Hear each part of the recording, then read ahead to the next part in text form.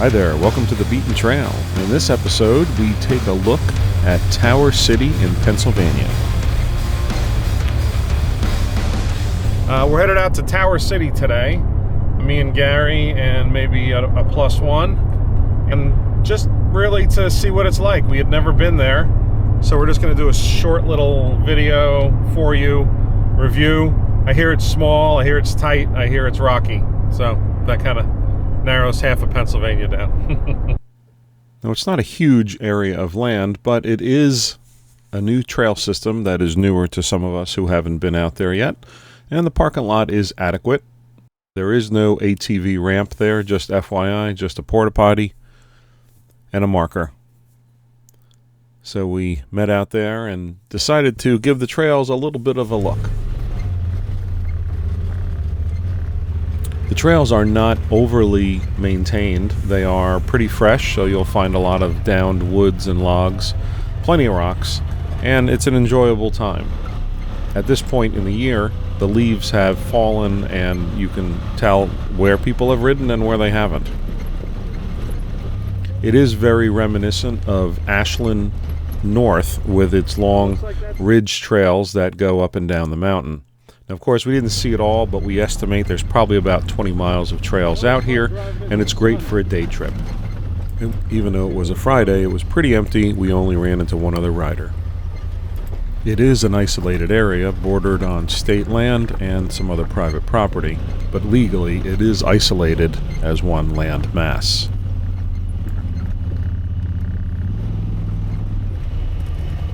You'll find some good switchbacks, a couple climbs here and there, but for the most part they will be rocky, long straightaways.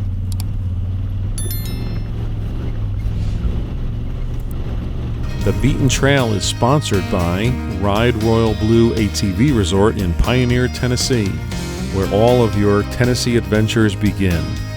Lodging for any budget, bring your RV, or stay in a cabin.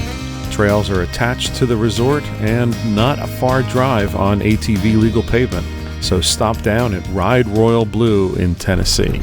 Now, vehicles of all sizes will fit here, but I do warn though that if you have a Jeep, probably will have some tight fits on some trails, and it will be evident as you pull down towards them.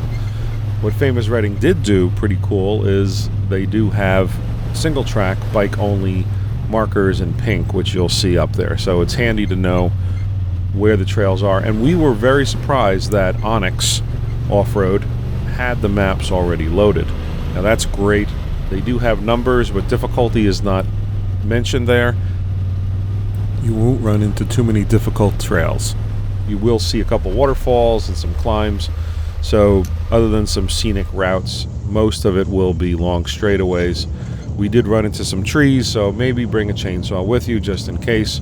We did have some individuals get stuck on the top of logs, but overall, just a great day.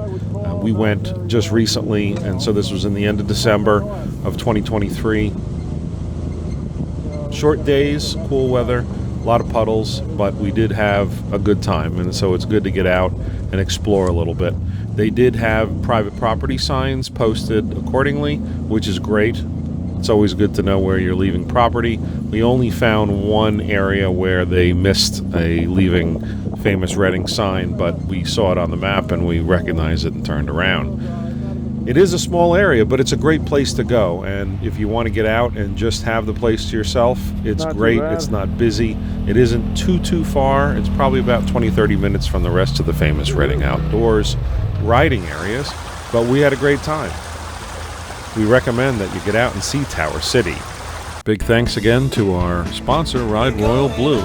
We appreciate them as well as all of our partners for being along for the ride. Be sure to get over to Lit Industries for the brightest rock lights you can find, and check out some of our hats and shirts over at our merchandise page. Thanks again for watching, and we hope to see you out there on the trail.